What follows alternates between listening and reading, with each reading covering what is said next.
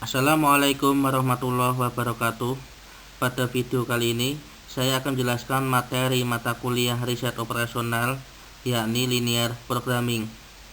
Dimohon bagi yang ingin lebih mendalami materi ini untuk mempersiapkan alat tulisnya sebagai coret-coret nanti. Silahkan menyaksikan. Linear programming. Programming di sini tidak hanya hubungannya dengan program komputer. Program berarti memilih serangkaian tindakan atau perencanaan untuk memecahkan masalah dalam membantu manajer mengambil keputusan. Contohnya, masalah produksi, biaya, pemasaran, distribusi, dan periklanan. Pimpinan perusahaan harus mampu memanfaatkan sumber yang ada untuk menetapkan jenis dan jumlah barang yang harus diproduksi sehingga diperoleh keuntungan maksimal atau digunakan biaya minimal. Program linear dan variasinya merupakan kelompok teknik analisis kuantitatif yang memakai model matematika, yakni model simbolik. Artinya, setiap penyelesaian masalah harus didahului dengan perumusan masalah ke dalam simbol-simbol matematika. Dalam program linear, pada umumnya masalah berasal dari dunia nyata, kemudian dibentuk menjadi model simbolik yang merupakan dunia abstrak yang dibuat mendekati kenyataan. Dikatakan linear karena peubah-peubah pembentuk model dianggap linear. Masalah linear programming dapat diilustrasikan dan dipecahkan dengan solusi grafik. Namun kelemahannya pada metode ini hanya untuk masalah yang memiliki dua variabel. Berikut langkah-langkah dalam perumusan model program linear. Langkah yang pertama sebelum definisi variabel keputusan adalah menentukan jenis permasalahan program linear.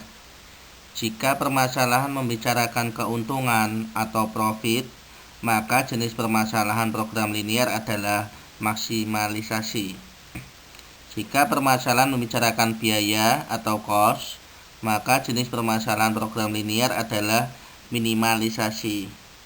Jika ada informasi tentang selisih antara hasil penjualan dan biaya dengan pokok pembicaraan profit atau keuntungan, maka jenis permasalahannya adalah maksimalisasi. Kemudian masuk ke definisi variabel keputusan, di mana mendefinisikan peubah keputusan atau decision variable, yaitu pernyataan dalam permasalahan yang hendak dicari penyelesaiannya. Beberapa hal yang harus diperhatikan adalah banyaknya koefisien peubah keputusan membantu dalam mengidentifikasikan peubah-peubah keputusan. Jika X dimisalkan sebagai peubah keputusan berkaitan dengan kursi yang diproduksi, maka X tidak sama dengan kursi, tetapi X sama dengan banyaknya kursi yang diproduksi.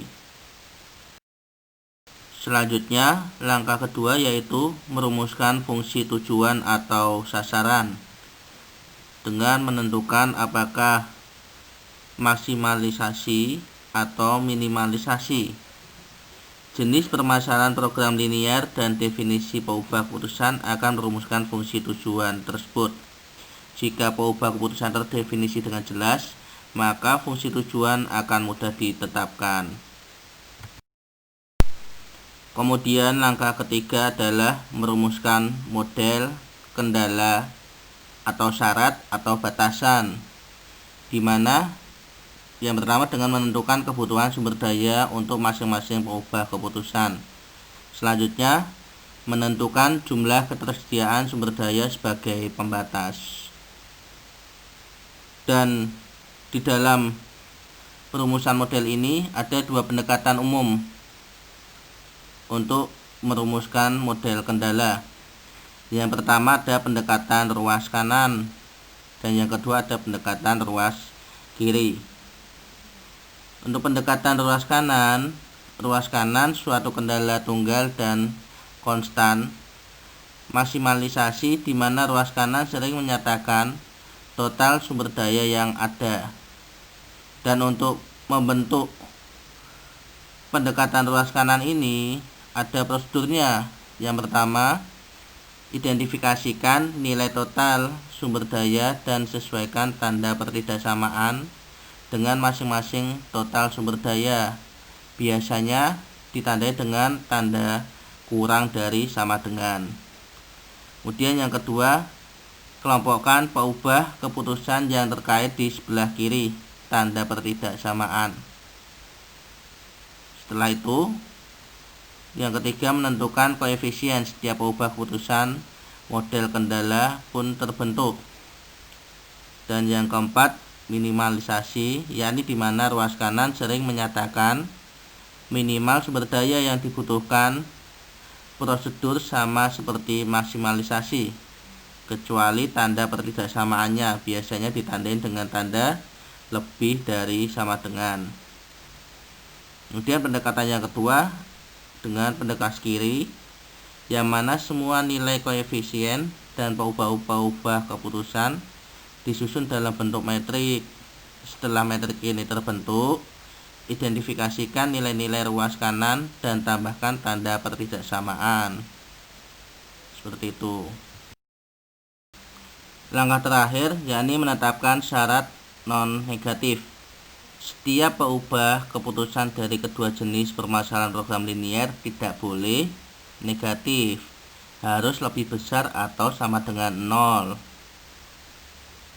Dan selanjutnya adalah contoh kasus yang diharapkan kalian saat menonton pemaparan contoh kasus ini sambil membawa alat tulis. Selanjutnya kita masuk ke contoh kasus. Contoh kasus pada perusahaan mebel. Ini ada suatu perusahaan menghasilkan dua produk, meja dan kursi, yang diproses melalui dua bagian fungsi, yakni fungsi perakitan dan fungsi pemolesan.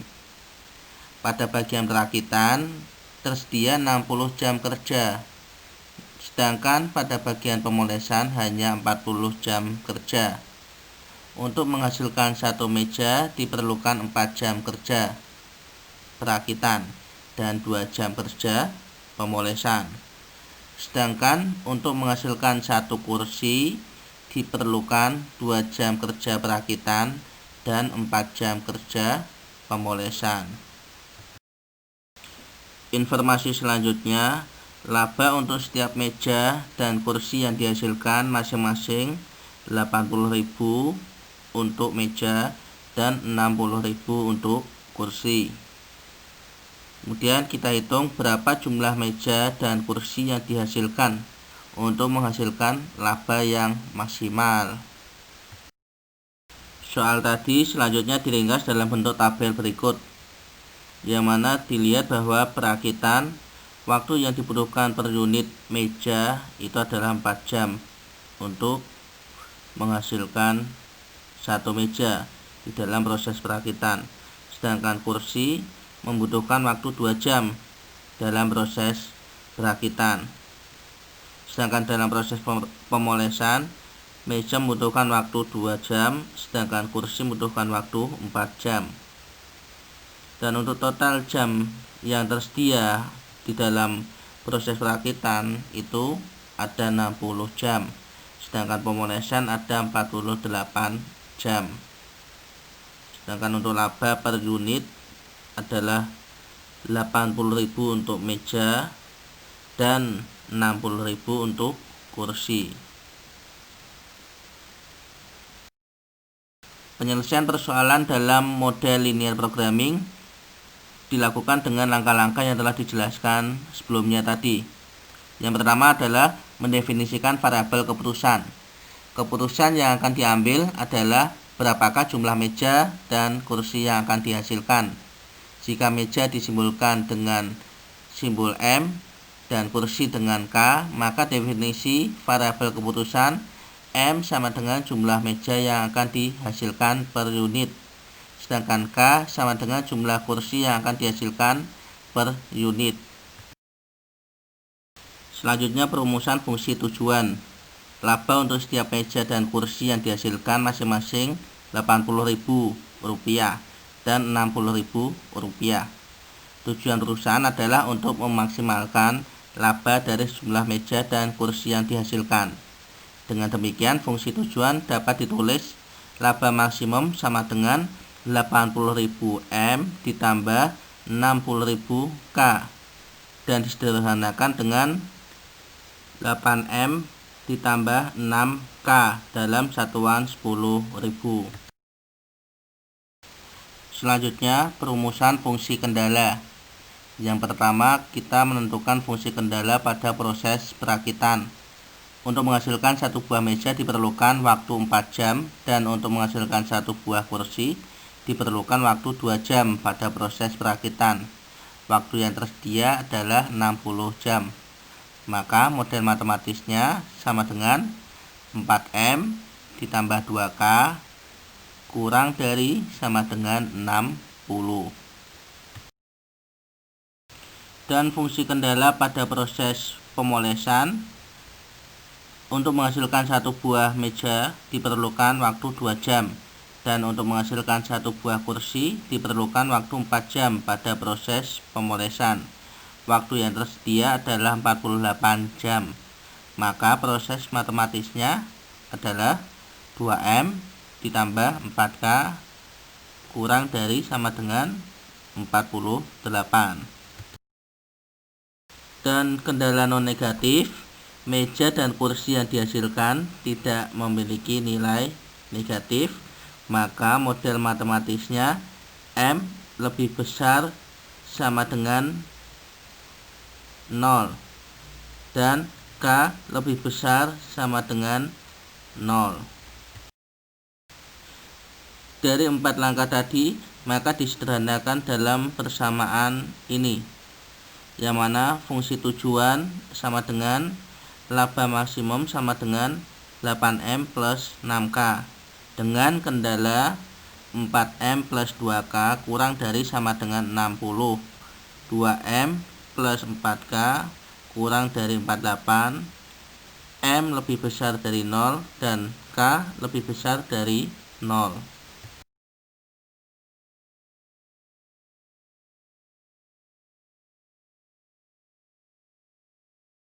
Selanjutnya kita akan menggambar grafik program linear. Untuk yang pertama kita akan menggambar garis grafik pada proses perakitan dengan persamaan 4M plus 2K kurang dari sama dengan 60. Apabila dimisalkan M sama dengan 0, maka dengan penghitungan dengan memasukkan 4M plus 2K kurang dari sama dengan 60 akan didapatkan hasil K sama dengan 30.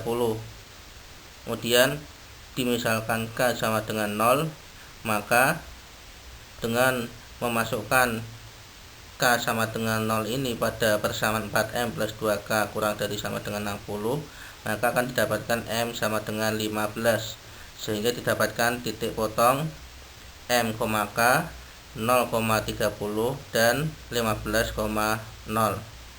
Selanjutnya pada grafik proses pemolesan dengan persamaan 2M plus 4K kurang dari 48, dengan dimisalkan M sama dengan 0, maka akan didapatkan hasil K sama dengan 12. Selanjutnya apabila K sama dengan 0, maka persamaan K sama dengan 0 ini dimasukkan pada persamaan 2M plus 4K kurang dari 48, akan didapatkan M sama dengan 24, sehingga didapatkan titik potong pada proses pemolesan adalah 0,12 dan 24,0. Selanjutnya dari masing-masing area proses, baik proses perakitan dan proses pemolesan, dilakukan pengarsiran dan akan ditemukan titik potong atau dalam hal ini titik arsiran yang bertubuhkan. Dalam hal ini akan didapatkan titik pada 0, titik A, titik B, dan titik C. Dan untuk titik A sudah diketahui 0,12, titik C sudah diketahui 15,0, sedangkan titik B 12,6 didapat dari 4M plus 2K kurang dari sama dengan 60 dan 2M plus 4K kurang dari sama dengan 48, dilakukan substitusi dan dilakukan eliminasi sehingga didapatkan titik potong B adalah 12,6.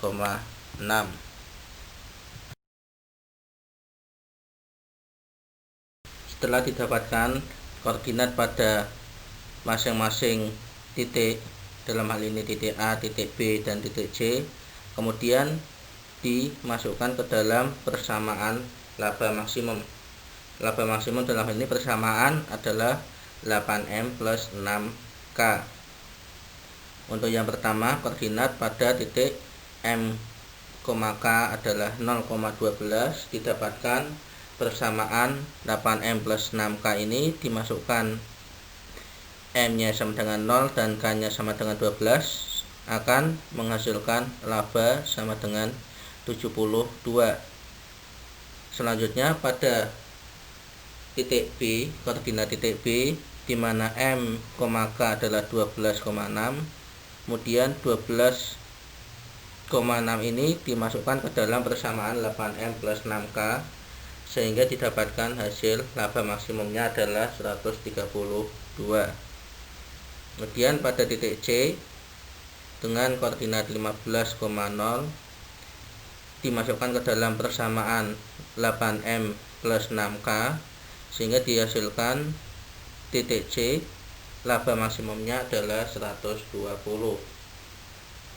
Dengan melihat laba maksimum dari ketiga koordinat ini didapatkan, maka laba maksimum yang terbesar adalah pada titik B dengan diperoleh 132 kali 10.000 sama dengan 132.000.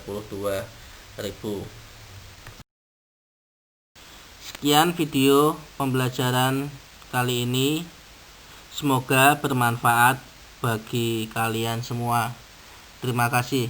Assalamualaikum warahmatullahi wabarakatuh.